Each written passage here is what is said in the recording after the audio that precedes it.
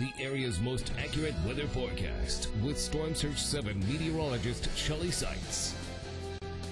Good afternoon, everyone. Welcome back, and thanks for joining us. As I mentioned earlier, a lot of our focus this afternoon has been in the Dallas-Fort Worth Metroplex area. I mean, it's a very large travel area, plus a lot of us have friends and family down there, so we've been keeping a sharp eye. We've had 11 reported tornadoes so far, and even within the last half hour, there's been a large tornado reported on the ground east of Greenville, and that's north of Dallas. I think it's safe to say at this point the Dallas-Fort Worth Metroplex out of the woods as far as severe weather is concerned, but North Texas, not quite yet.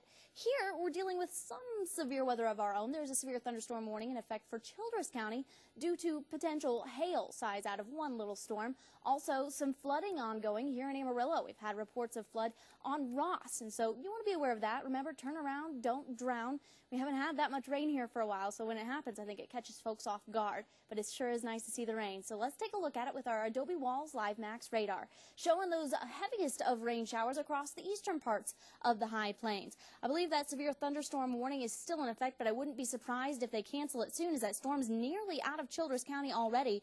The rest of the storms across the area, you can see them spinning in a counterclockwise rotation over the high plains.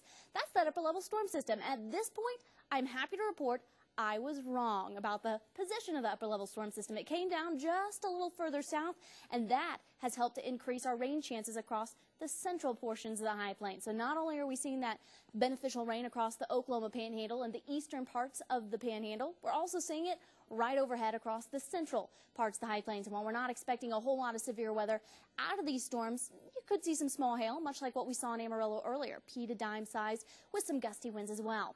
Take a look at our weather headlines, or rather our school net sites across the central and north side of town. Rainfall totals have risen quite a bit since noon. We've now seen over a quarter of an inch of rain in our gauge here at the Pyramid of Power, over 4/10 at Tascosa High School. Further down to the south, unfortunately, Paladaro Canyon State Park missed out, but Amarillo, well, we got some rain, over 4/10 at AC and Austin Middle School, currently 54 degrees there. Across the north and the west, check out our rainfall totals in Keys and Boise City, over 0.8 of an inch. Over half an inch at Stratford. Across the north and the east at Perryton, over half an inch of rain has fallen there. Over a quarter at King Ranch. Canadian, finally seeing over an inch of rainfall there. Also nearly an inch and a half at Miami, 48 degrees. Further down to the south, some heavy rain fell in Childress earlier, over an inch and nearly a quarter. Over 4/10 of an inch at the Elm Creek Ranch. Across the west and southwest. Unfortunately, much drier here, but some rain fell there at Adrian. Our school net side at Adrian, seeing over 2/10 of an inch right now, and it's still raining. Current temperatures are rain-cooled 41. All right, take a look at these weather headlines across the area. Again, we've been talking about the Dallas-Fort Worth area Metroplex tornadoes. Again, that threat has diminished and pushed off towards the northeast, away from the Dallas-Fort Worth Metroplex, so good news there. Rain chances fall and the temperatures rise. That's good news for some. Easter blessings of more rain, that is a potential across the area. All right, so this one upper level storm system, again, responsible for creating severe weather across North Texas. Some rain here, but fortunately not severe weather. Temperatures have cooled off behind the cold front, only around 50 degrees right now, and that cold front will continue to slide north, or rather south, through the evening. Could see a few more isolated showers or a thunderstorm across the high plains, but those will be hit or miss at best.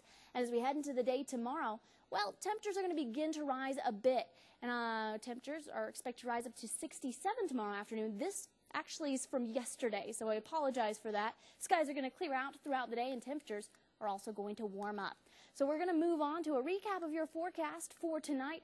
Looks like temperatures are going to be a little bit chilly.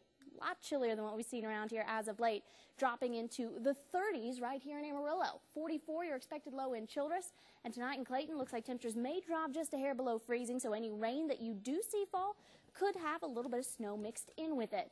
In Amarillo, I won't rule out an isolated shower or two. After all, we already saw one, but tomorrow those rain chances will dwindle as that upper level storm system moves away from the region and heads off towards the Midwest.